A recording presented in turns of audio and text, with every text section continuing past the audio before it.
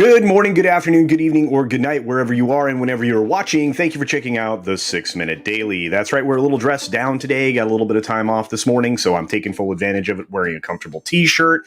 Now that we've got my wardrobe out of the way, we want to say hi to the chat. Hello to Just Another Red Shirt, Lord Thoth, RC from the NYC. Good news about the theaters selling tickets for Godzilla vs. Kong. We've got Kashik Queen. Hi, sweetheart. We've got Ord's Board and so many others. I really appreciate all of you being here today. We are just going to get started, and here we go.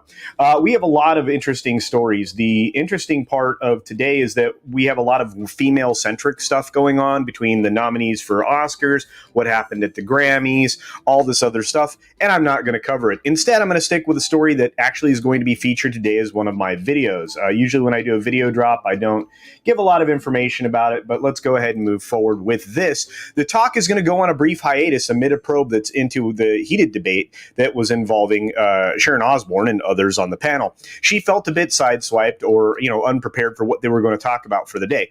And I can actually understand that because they did kind of spring the topic on her about Piers Morgan. All of this comes from the thing that happened around the Royals and the interview that Oprah did with the Sussexes. Today's video is going to be all about this and the falderall associated with it.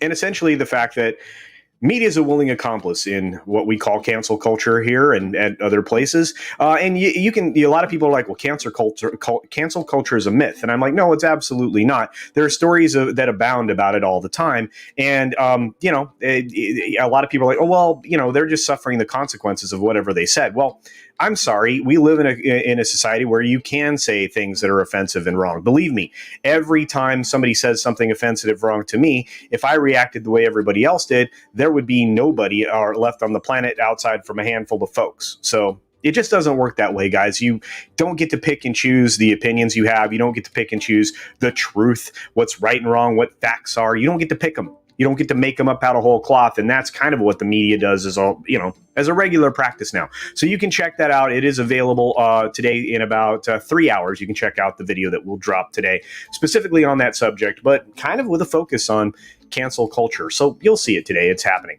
We also have, on top of this story, some interesting stuff that I normally would do a video about, but there just isn't time this week. And I want to talk a little bit about ratings. What's really interesting is a lot of people want to tell you that the fall off in the NBA ratings weren't that significant.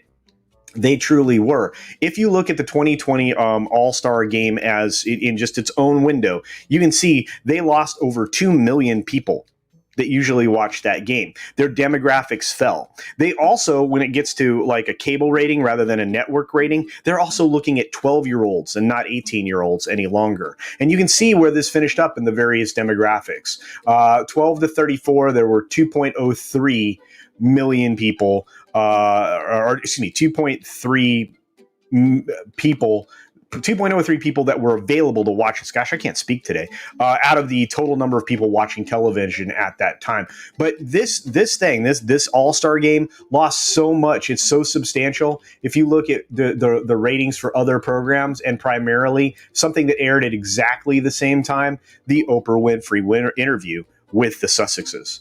17 million. There's no overlap in these audiences. That's how few people were actually interested in watching it. The people that were in the wheelhouse for this 17 million, that's a huge portion of the population. The people that watch sports aren't any part of that 17 million. And that's the excuse that I've been hearing lately. And I want to compare it to the previous year's game before we went into the lockdown that was just never ending, right?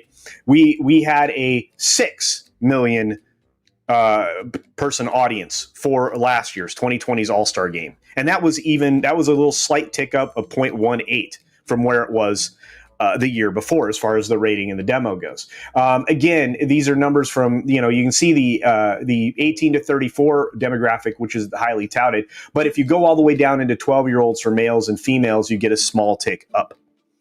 That's insane. But anyway, I just wanted to point that out, show everybody that these ratings are definitely falling when it comes to live sports. They like to say it's because of, the current global crisis. It's not. You are tied up in your household. If you're a person that loves sports, there's something else turned you off. Want to guess what it was?